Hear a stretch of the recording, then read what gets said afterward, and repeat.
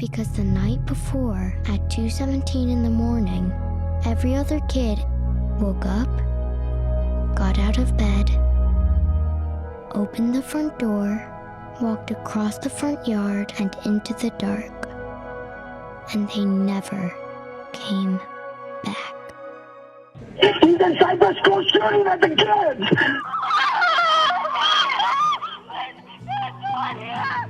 I had the honor of calling her my daughter. The existence of evil in our world is not a reason to disarm law-abiding citizens. I think it's worth it. I think it's worth to have a cost of, unfortunately, some gun deaths every single year. Weapons, o como hicieron traducirlo en Latinoamérica, la hora de la desaparición. Me lleva a la... Tantos años de conservadores que juraban que nos convertiríamos en Venezuela solo para que terminemos como España. Vin Diesel. Llegamos tarde. Eso ni hablar. Un canguro súper duro. El segundo largometraje de Zach Cregger es una de las sorpresas del año, no solo para cinéfilos amantes del terror, sino para todos los apasionados de películas que te ponen a pensar. El guión generó tanta expectativa que Jordan Peele despidió a su manager por no conseguir los derechos para producir el largometraje.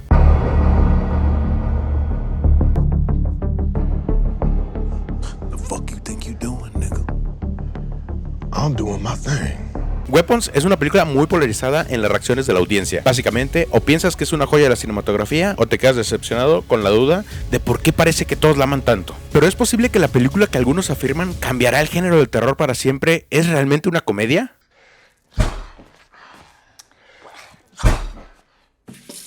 En este video te explicaré la historia detrás de este proyecto tan personal para Zach Cregger, las alegorías políticas obvias y no tan obvias de la película, por qué es tan divisoria y cómo la comedia es el último recurso en un tema tan oscuro que incluso un asesinato político lleno de ironía se usa para evitar afrontar el verdadero problema de frente. The reality is, the core problem here is not guns. If they hadn't killed him using a gun, they would have done it using a knife. And if you banned knives, they would have done it with a hammer. And if you banned hammers, they would have done it with their bare hands. Bueno, yo nunca había escuchado de un martillazo a 180 metros de distancia, pero go off, Queen. ¿Weapons pasará al Salón de la Fama de las películas de terror o será una más en una larga lista de buenas películas del género que no pasaron a la posteridad como se esperaba? I don't know shit about fuck.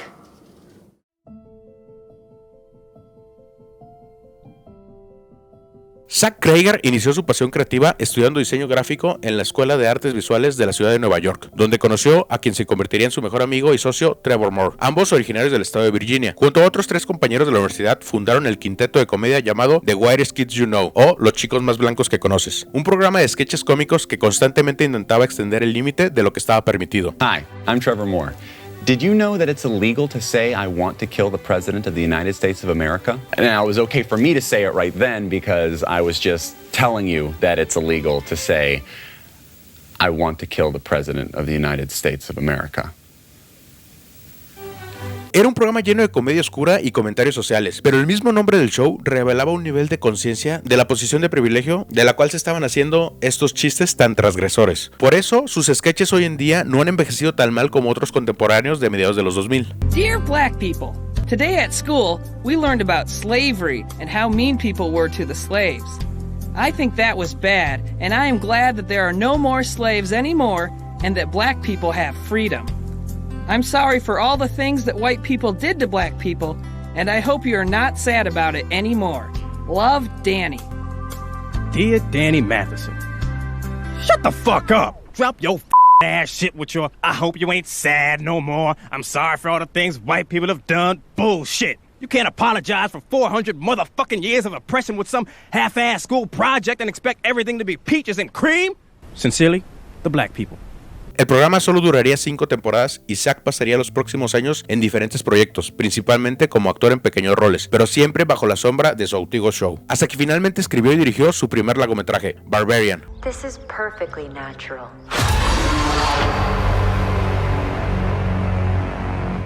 Barbarian es una película con muchísimos mensajes sociales y políticos, como la gentrificación de Airbnb, la violencia contra las mujeres y la devastación que dejaron las políticas de Ronald Reagan en los centros industriales del país, como Detroit, donde antes eran el corazón de la fuerza laboral del país, hoy en día son pueblos fantasmas. Es imposible no ver las similitudes con Jordan Peele, que también inició su carrera con sketches cómicos y después dio el salto al cine de terror con fuertes comentarios políticos, como fue su película debut, Get Out. Es obvio que sin Jordan Peele, hoy en día no habría un Zach Cregger. Hasta el mismo Cregger reveló que el director Romanoff lo aconsejó y lo apoyó en los detalles finales de Barbarian. I wanted to ask you if you felt that exercising dark ideas through sketch comedy actually creates a darker vision for like the world in general. All the brainstorming that we would do to sit down and just start like, okay, sketch ideas. Yeah. What would be crazy? You just start pushing your brain to think of like, what's an extreme situation? And I did that all day, every day for I don't know how many fucking years. I committed all of myself to Whitest Kids, basically a decade, honestly, you know? Same. So I think like if there's a gym, you know, like a mental gym, I was working out the muscle group that was like, how far can I go? You know, how can I go left when I should go right? Pero tristemente, antes del estreno y el éxito que sería Barbarian, su mejor amigo, Trevor Moore, falleció en un horrible accidente, cayendo de cabeza del balcón de su casa en estado de ebriedad. Is it too late to ask at the very end, the last credit would be like, special thanks to my newsboy brother, Trevor Moore? No. I mean, I don't have a problem with that. En un intento por lidiar con su dolor, Cregger explica cómo nació la idea de Weapons. Comencé con una ráfaga de escritura, durante 2 semanas más o menos. Simplemente empecé con la oración, esta es una historia real. La mitad de mi ciudad natal, todos estos chicos se fueron. Ya sabes, estoy escribiendo esta escena inicial sin saber a dónde fueron los chicos. Solo pensé, ok, veamos si puedo resolver esto. ¿Qué pasó? ¿Quiénes eran? ¿Qué dejaron atrás? ¿Y qué se siente? Una de las imágenes de la película que se volvieron virales, por lo menos en Twitter cinéfilo, es esta toma cenital de 7 hot dogs, lo cual es una referencia a uno de los sketches que había hecho con su fallecido amigo. How many hot dogs do you eat a day? Something like, I don't know, 7? 7 hot dogs? 7, yeah. A day. Weapons cuenta la historia de la repentina desaparición de 17 niños del mismo salón, que por aparente voluntad propia corrieron de sus casas a medianoche y no fueron vistos otra vez. La película navega la trama desde la perspectiva de 6 personas diferentes, el cómo lidian con esta tragedia y cómo colisionan sus historias unas con otras. And he told me immediately that every character was based on a reaction that he had in the trajectory of his grieving process for a friend of his that had died. Este tipo de estructura narrativa no lineal desde múltiples puntos de vista es similar a los primeros largometrajes de Eduardo González Iñárritu, como 21 gramos, Babel y Amores Perros. Pero Cregger señala que la inspiración para Weapons más bien fue la película de Paul Thomas Anderson de 1999, Magnolia. Y hablando del señorón PTA, te sugiero suscribirte al canal y activar las notificaciones para que no te pierdas mi próximo video analizando una batalla tras otra. Uno de los estrenos de 2025 con mayor mensaje de políticas izquierdistas, de la mano de uno de los mejores directores de los últimos 30 años. God damn it! ¡Viva la revolución! Así que si te gusta el análisis cinematográfico desde una perspectiva progresista social, recuerda suscribirte, es gratis. Por favor, amigo, te chuparé el pene. Oye, largo de aquí, hombre. Weapons tiene varias alegorías interesantes, además de la más obvia, que literalmente aparece flotando dentro de una escena de sueño. Pero antes de hablar del elefante en la habitación, quiero señalar algunas similitudes entre tensiones en la película con controversias de la vida real de las cuales nadie más está hablando. Hay 2 pilares que me parecen interesantes de la campaña publicitaria de Weapons. El primero, y más efectivo, es la forma de correr de los niños. Fue el elemento visual principal en todo el material promocional, y una necesidad para que el público pudiera distinguir la cinta como "Ah, sí, la peli de los niños que corren como Naruto". Sobre todo con su estreno tan cercano a una de las franquicias de terror más exitosas en taquilla, como es la saga del Conjuro. Tal vez ya sabes que la inspiración para esta forma de correr fue la histórica fotografía La Niña del Nepal, tomada durante la Guerra de Vietnam en 1972, y que muchos creen fue un catalizador para terminar la guerra, cambiando la opinión popular entre los ciudadanos americanos, y solo un año después el ejército americano se retiró de Vietnam. Pero la realidad es que la guerra fue impopular por casi una década, y el fin de la intervención americana fue por motivos políticos, no por una fotografía. Digo, si ver horribles imágenes de niños mutilados por armas americanas fuera suficiente para poner un alto, el genocidio en Gaza hubiera terminado hace mucho.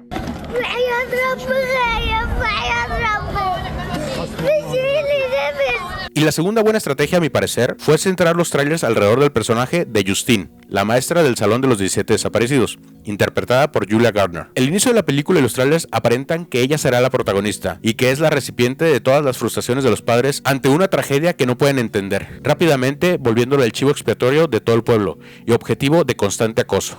I see something that doesn't make any sense at all.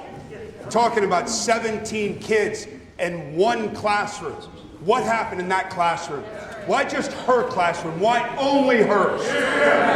I want to know exactly what she was doing in there.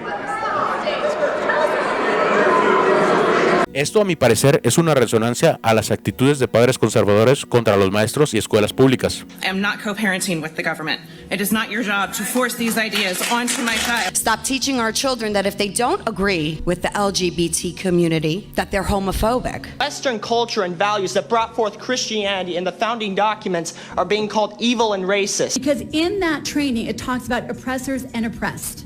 That is damaging to every group of children. Figure it out! Or get off the podium. Because you know what?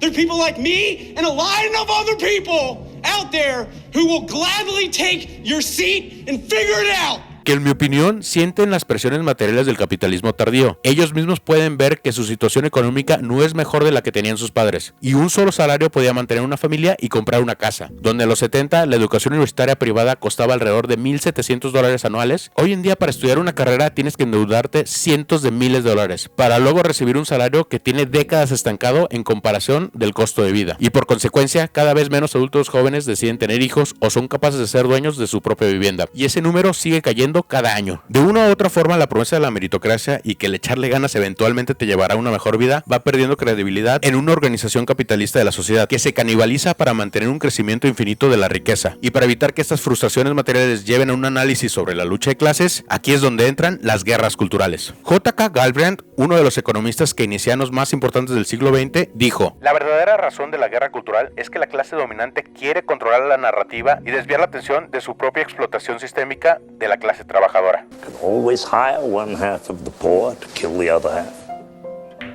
O sea, cada que debate si una persona transgénero debe ser tratado como ser humano, si programas infantiles deben tener representaciones de parejas del mismo sexo, o el más ridículo de los casos, si el cristianismo está bajo ataque por decir felices fiestas en lugar de feliz Navidad. In place of the universal Merry Christmas of my youth, in recent decades I have been wished happy holidays. Of course it's a war on Christmas, or more precisely, a war on the religious nature of America.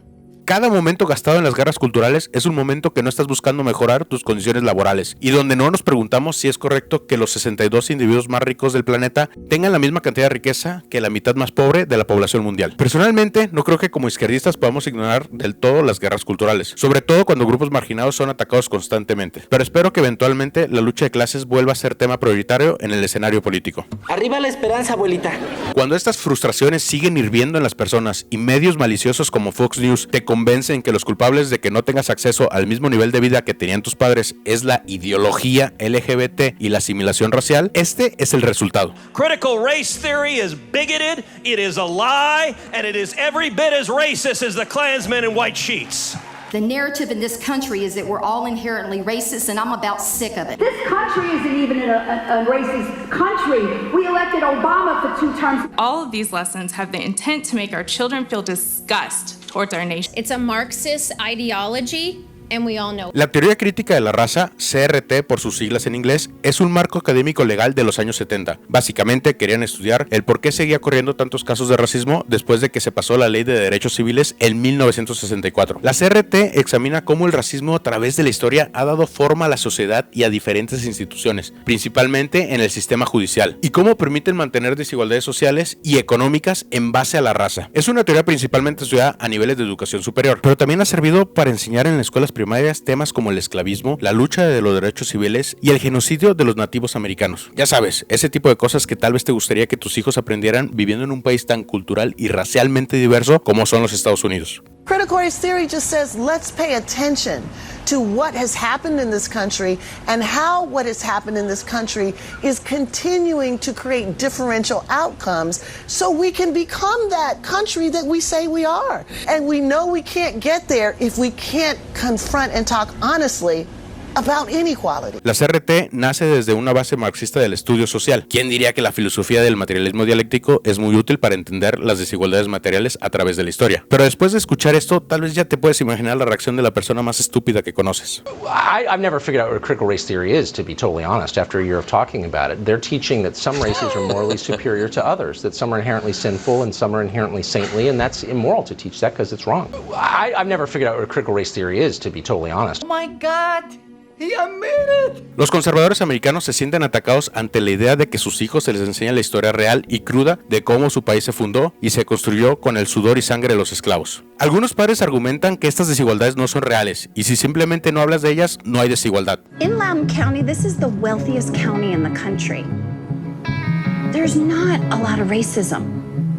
There are silly people that say stupid things, but if you talk about it less, you're going to notice that division less.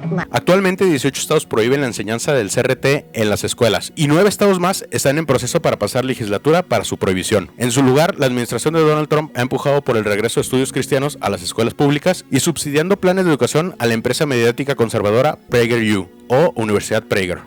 Who was Robert E. Lee? Lee deemed slavery a moral and political evil in any country, but considered it a greater evil to the white man than to the black race, since blacks are immeasurably better off here than in Africa.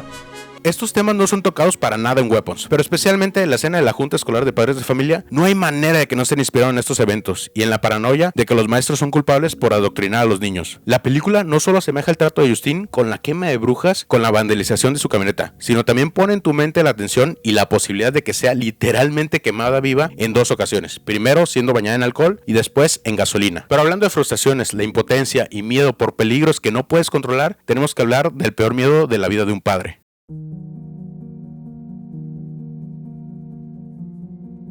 Uno de los principales personajes en Weapons es Archer Graff, interpretado por Josh Brolin. Archer es uno de los padres peor traumados por la desaparición de su hijo Matthew, principalmente por su sentimiento de culpa de nunca decirle a su hijo que lo amaba. I'm sorry. I'm sorry that I wasn't able to... That I wasn't able...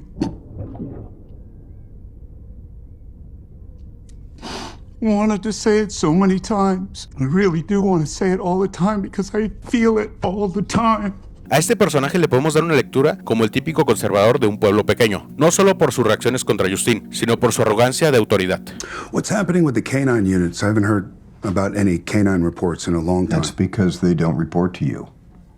En un momento visita a otros padres de una de las niñas desaparecidas, pidiendo que pueda ver el video de la cámara de seguridad de la madrugada del incidente. La madre se niega porque no se siente cómoda con la solicitud de un extraño pidiendo ver videos de su hija desaparecida. Pero mi amigo solo espera que llegue el hombre de la casa para imponer su voluntad pese a los deseos de la madre. La verdad, es un personaje más complejo como para solo pintarlo como típico redneck rural. Pero creo que la lectura de que es conservador es más clara en su frustración de no entender cómo pudo pasar esta tragedia.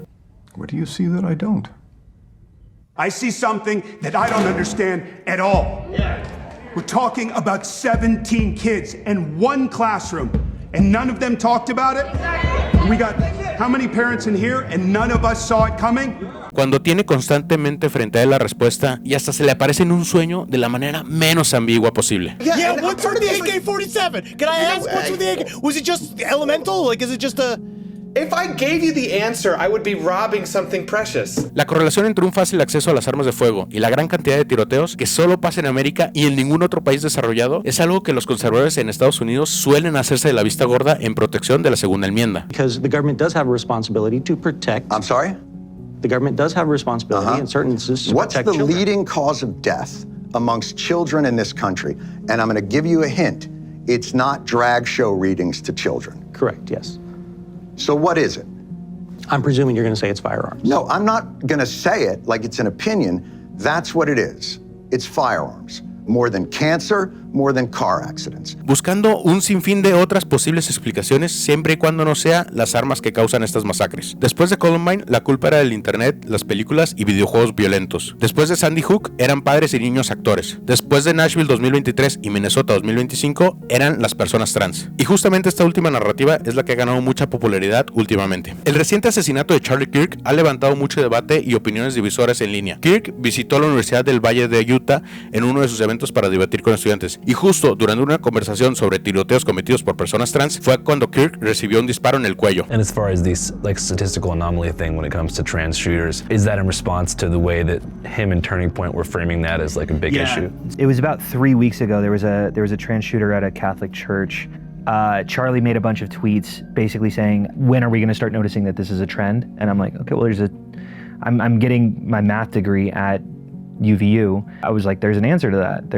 We can determine if there's some sort of outliers, we can use p-values, things like that. I was like, according to the data, it really doesn't pan out that there is a trend here at all. Irónicamente, sus últimas palabras fueron en defensa de la segunda enmienda, propagando puntos de discusión transfóbicos y racistas. Digo que fueron sus últimas palabras porque donde dio la bala no creo que pudo decir mucho más después.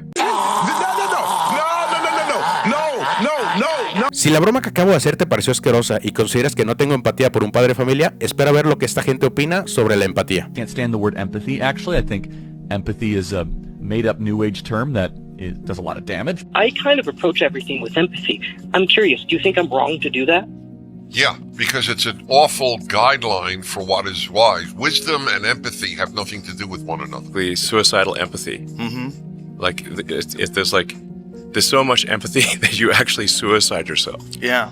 Empathy almost needs to be struck from the Christian vocabulary. It does. Empathy is dangerous. Empathy is toxic. Empathy will align you with hell. Most people have a hard time imagining how empathy could ever be harmful. And therefore, if I'm the devil, where am I going to hide some of my most destructive tactics? Así que no voy a tomar críticas de que me falta empatía por la muerte de un fascista, cuando el tipo de violencia que propagaba finalmente lo alcanzó a él. By the way, this is my other problem with death penalty. It takes too long, too many appeals. Expensive. It should be public. It should be quick. It should be televised. You could have brought to you by Coca-Cola. And no, I'm not kidding. If you as a gay person would go to Gaza, they'd throw you off of tall buildings, right? Now they don't have any tall buildings left, so I want to watch that execution. That'll make my day better. You think children should you should see it? What is the age? At what age should you start to see public executions? 16. I think you could do it earlier. I think maybe at age 12. Tampoco creo que su muerte vaya a ser positiva a corto y mediano plazo. Rápidamente hemos visto una ola de conservadores utilizar la muerte de Kirk como un acto de guerra para demonizar a la izquierda. For years, those on the radical left have compared wonderful Americans like Charlie to Nazis and the world's worst mass murderers and criminals.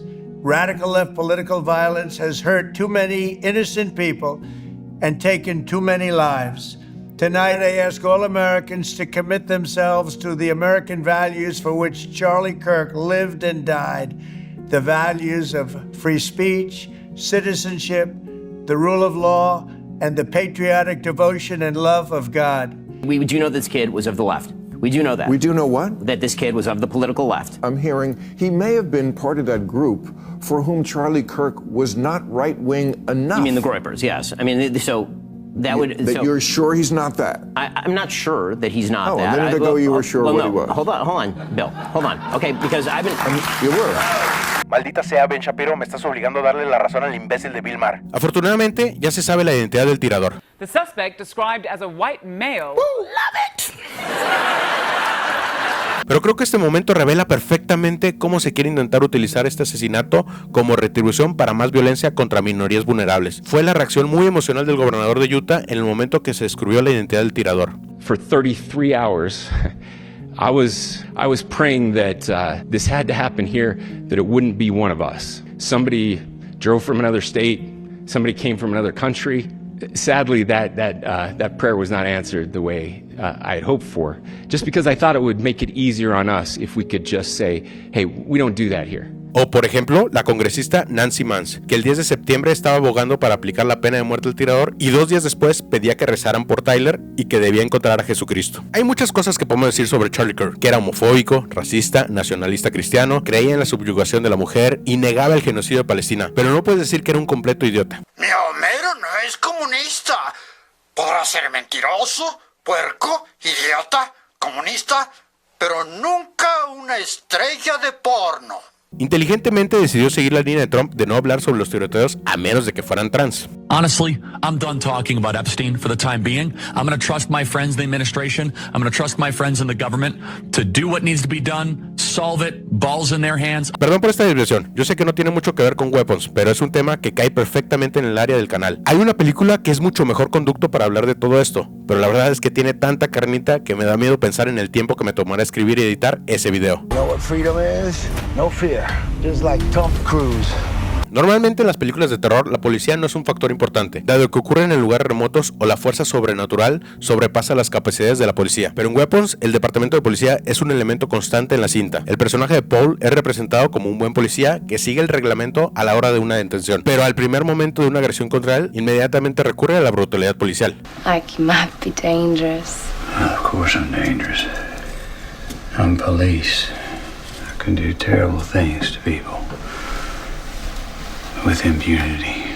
El departamento de policía en Weapons es tan incompetente para resolver el caso de los niños desaparecidos, parecen hoyos narrativos tipo Cinema Sins. 1. Arch descubre con solo 2 videos de seguridad la dirección exacta a dónde fueron los niños. 2. La policía ignora cualquier sospecha de la tía Gladys. 3. Nadie sospecha de Alex de la misma manera que sospechan de Justine. Para mí, estos no son hoyos narrativos. Es una analogía directa a los tiroteos escolares que se sospecha de todo menos del claro causante, las armas. Donde en Weapons solo basta con ir a ver la casa de Alex o interactuar con Gladys para saber quién es el verdadero culpable. En la vida real, al igual que en la película, se hacen de la vista gorda. Weapons en este caso está haciendo un comentario, en mi opinión, muy directo a la inefectividad de la policía para tratar con este tipo de fenómenos de tiroteos. Hubo un caso en 2018 de un oficial que sí pudo detener al tirador antes de tiempo, pero cuando el Washington Post intentó investigar más casos similares, solo encontraron uno en 19 años. Lo que sí es más fácil encontrar son casos de tiradores detenidos por maestros y empleados de escuelas. What's remarkable is that when you have armed officers on the scene, you actually see more casualties, often because that perpetrator is suicidal, so they come in heavily armed. Y el caso perfecto para la incapacidad policíaca para actuar en estas emergencias fue la masacre de la escuela primaria Robb de Uvalde, Texas, donde un joven, pocos días después de cumplir 18 años, compró legalmente 2 rifles semiautomáticos. Tras una discusión, le disparó a su abuela y después se dirigió a una escuela primaria donde asesinó a 19 niños entre 5 y 10 años de edad, 2 maestras y 17 heridos más. Los oficiales de policía que se encontraban en las inmediaciones de la escuela decidieron no entrar por estar en situación de desventaja. Los oficiales tardaron 78 putos minutos para entrar a la escuela y 30 minutos para abatir al tirador. Gritando, el hombre dice que el blanco del ataque son los niños. Durante ese tiempo arrestaron a padres de familia que frenéticamente querían entrar por sus hijos. Los videos de seguridad de la escuela que se filtraron mostraron la incapacidad de varios agentes para detener a un solo atacante de 18 años. One of the students from the next door classroom was saying, "Officer, we're in here. But they had already left." Y el golpe más duro al estómago fue esta línea en los videos revelados por el departamento de policía que se leen: se ha eliminado el sonido de niños gritando. The following is audio that I was given by a parent of kids from across the rooms where the kids were murdered.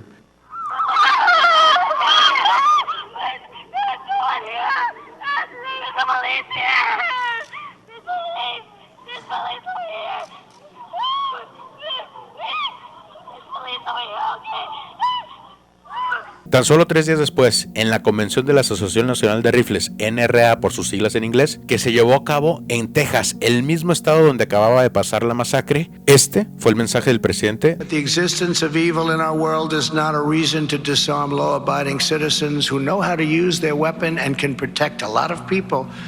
The existence of evil is one of the very best reasons to arm law-abiding citizens. Gun rights groups remain powerful, spending $15.8 million on lobbying last year, 5 times more than what gun control groups spent.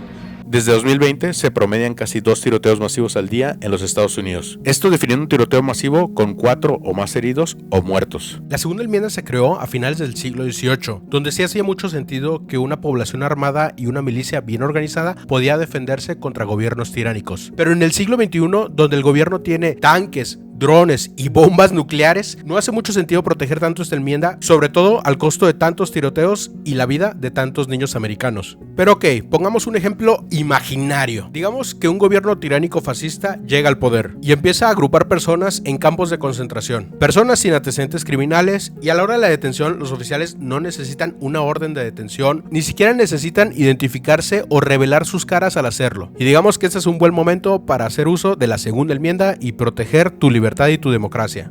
10 people are facing charges for their roles in the shooting of an Alvarado police officer at an ICE detention center. Investigators say it was a coordinated attack that ended when 2 people fired at police and unarmed corrections officers. So the assailant who allegedly shot those 20 to 30 rounds was all the way across the street, nowhere near the corrections officers, nowhere near the other protesters. But because they were all together at this event where this shooting happened, they have all been charged as part of a conspiracy. Obviamente entrar en conflicto armado contra oficiales federales va a ser visto como un acto de terrorismo, y en ese momento nunca nadie va a recordar la segunda enmienda. Pero como dije anteriormente, mantener la segunda enmienda sirve más para alimentar las llamas de las guerras culturales que para protegerte de un gobierno tiránico.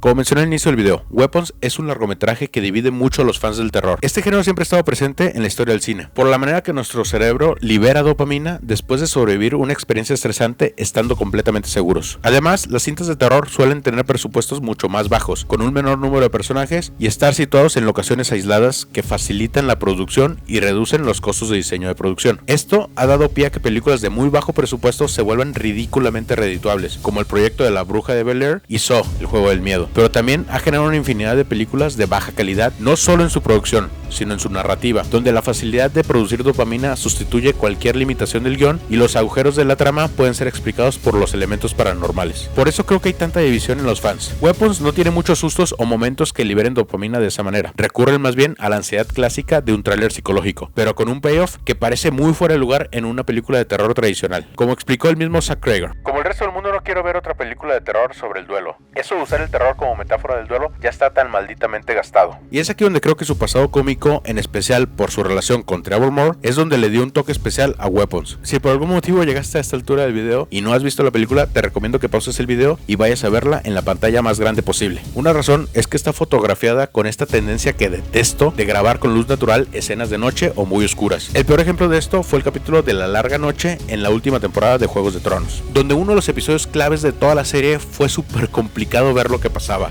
siendo un perfecto resumen del debacle que fueron esas últimas temporadas que lograron arruinar la reputación de una serie que ya estaba siendo considerada como una de las mejores de la historia. I wish I was the monster you think I am. I wish I had enough poison for the whole pack of you. I would gladly give my life to watch you all swallow it. If the city surrenders, they will ring the bells and raise the gates. Please, if you hear them ringing the bells, call off the attack. I've always hated the bells. They ring for horror. A dead king, a city under siege. A wedding. Exactly. En Weapons, esta iluminación por lo menos hace más sentido temático y sí ayuda a crear tensión, pero aún así, ojalá que volvamos a una época donde se pueda ver las escenas de noche. Ahora sí, última advertencia de spoilers. Como acabo de decir, en mi opinión, Cregger decidió abordar el final de la película desde una perspectiva de comedia. Bueno, realmente lo hizo durante varios momentos, porque a veces en un proceso de duelo, sobre todo en una analogía de un tema tan oscuro y con el sistema negándose a tomar acciones para limitar el acceso a las armas, lo último que nos queda es la comedia. La escena final de la tía Gladys corriendo a los niños que ahora son usados como armas contra ella, parece ser una inspiración directa del final de Todo en un día, la comedia sobre el joven de preparatoria que falta clases con sus amigos y debe correr a través del vecindario para llegar a casa antes que sus padres. Pero la versión de Weapons me pareció todavía más graciosa.